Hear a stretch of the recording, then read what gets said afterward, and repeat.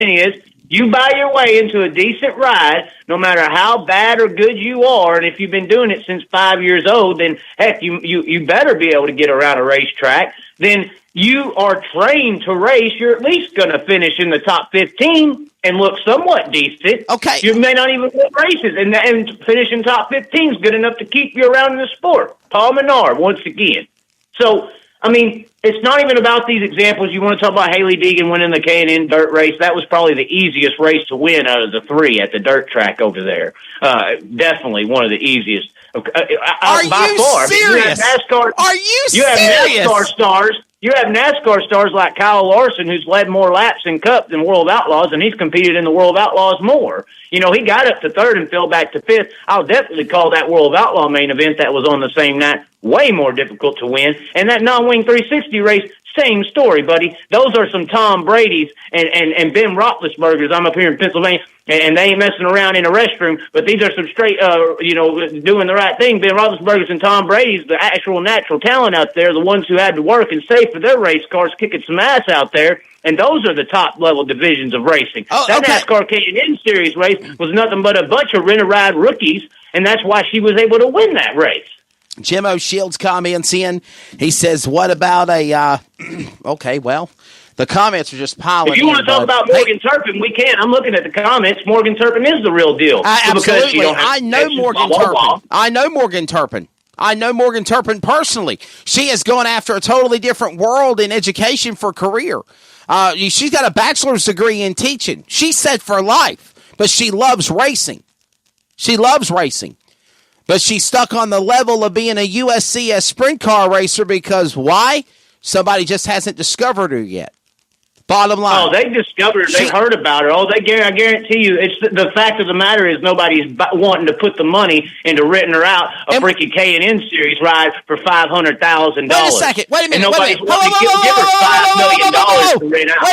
Wait a minute. I used to be the former voice of the USCS Sprint Car Tour, fella. I used to travel all over the country with these guys and gal. I used to sit and do interviews and talk one-on-one with Morgan Turpin, the queen of the wings, okay? The Dirt Diva. I used to talk to her. She built her legacy. I would argue Harley White's just as good. I would argue Harley White is just as good as Morgan Turpin, personally.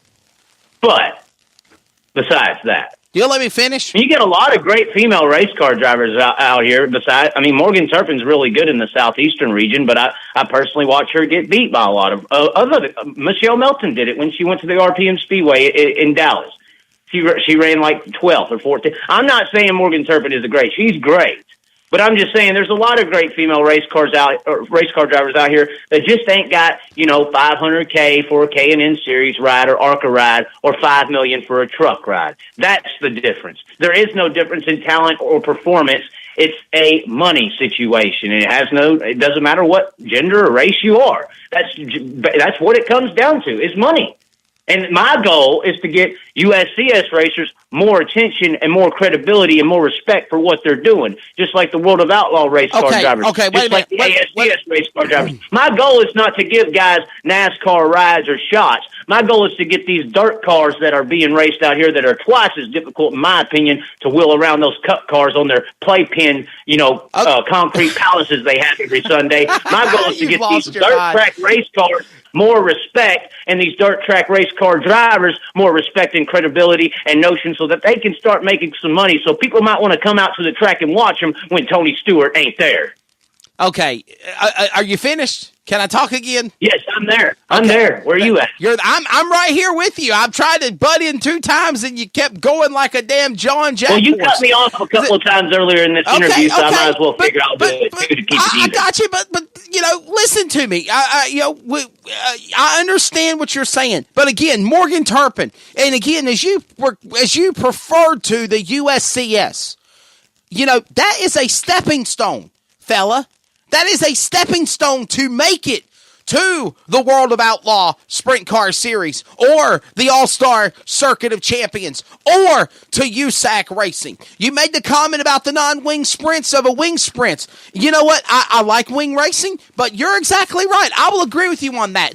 You have got to have nerves of steel, balls of steel. You got to have some iron brass ones to be able to drive a 410 non-wing sprint car, because that shows the true talent of a race car driver.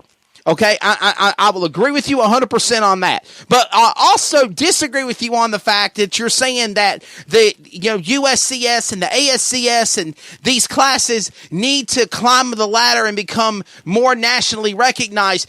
They are a low-tier program. No disrespect to Pete and Sherry Walton. I work for them. No disrespect to Emmett Hahn and the ASCS Sprint Car Series.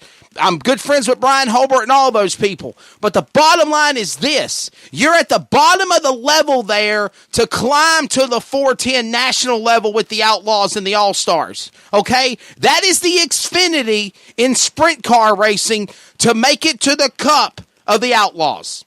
Bottom line, Chaz.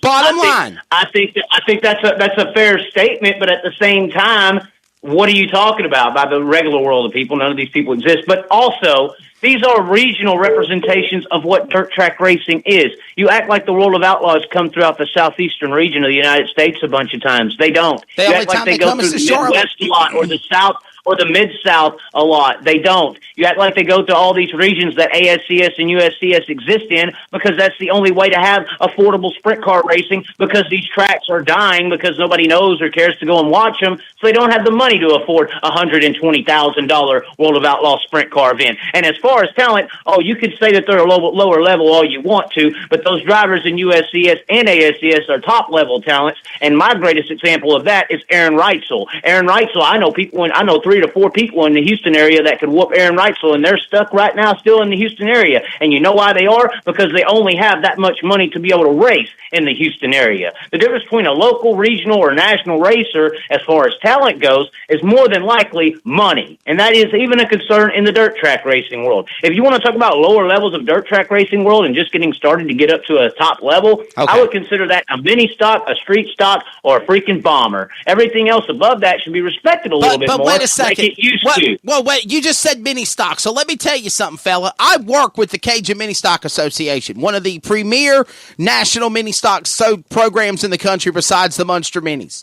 And I know guys that put their heart, their soul, their budget into what they do racing mini stocks, and they're damn good at it. But that's all that they can do.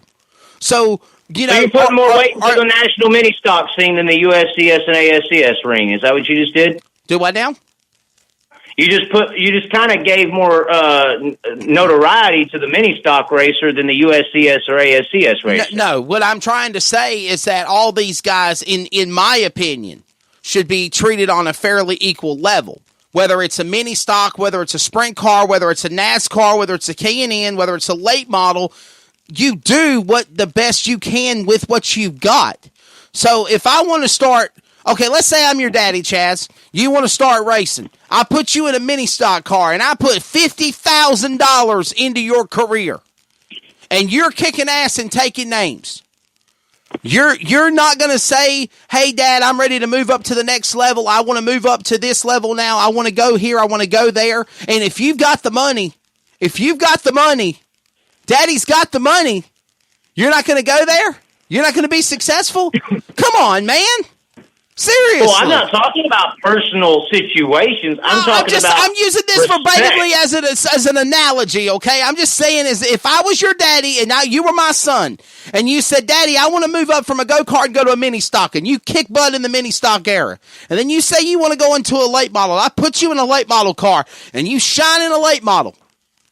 You're not going to say, Wesley, Daddy, I want to move into NASCAR now. I want to move into K&N Series. Right. You got the money. Right. Help me. Let's do it. That's the problem. Then what's right? the difference? What you just explained what's the difference? The problem. What is the problem? How the racing world is taking that and celebrating that.